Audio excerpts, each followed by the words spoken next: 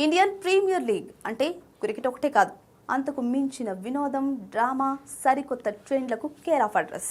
మైదానంలో wicket తీసినప్పుడో, century కొట్టినప్పుడో ఆటగాళ్లు రకరకాల శైలిలో సంబరాలు చేసుకోవడం మనం చూస్తూనే ఉంటాం.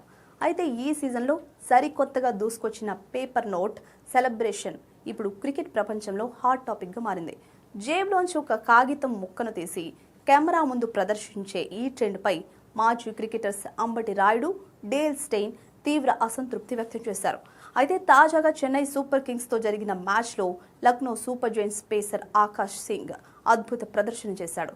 4 ఓవర్లలో 26 పరుగులిచ్చి 3 వికెట్లు పడగొట్టాడు.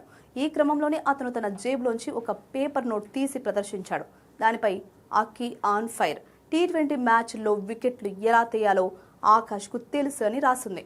ఇది తనకు ప్రేరణనిస్తుందని ఆకాష్ చెప్పినప్పటికీ ఈ విజువల్స్ వైరల్ అయిన కొద్దిసేపటికే డేల్ స్టెయిన్ ఎక్స్ వేదికగా కౌంటర్ ఇచ్చారు.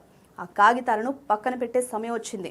ఇది ఏమాత్రం ట్రెండింగ్ కాదు, నిజం చెప్పాలంటే ఇది ఎప్పుడూ ట్రెండ్ అవ్వలేదంటూ స్టెయిన్ మండిపడ్డారు.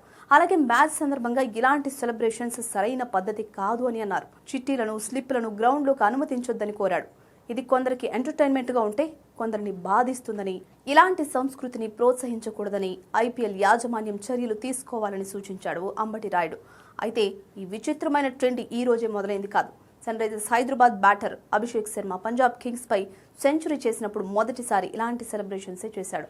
అతని పేపర్ నోట్పై ఇది ఆరెంజ్ ఆర్మీ కోసం అని రాసింది. ముంబై ఇండియన్స్ బౌలర్ రఘు శర్మ లక్నోపై తన కెరీర్లో మొదటి ఐపీఎల్ వికెట్ తీసినప్పుడు జేబులోంచి నోట్ తీసి సంబరాలు చేసుకున్నాడు. లక్నోపై కేవలం 13 బంతుల్లోనే ఐపీఎల్ చరిత్రలోనే అత్యంత వేగవంతమైన హాఫ్ సెంచరీ చేసిన చెన్నై బ్యాటర్ ఉర్విల్ పటేల్ కూడా ఈ ట్రెండ్ను ఫాలో అయ్యాడు.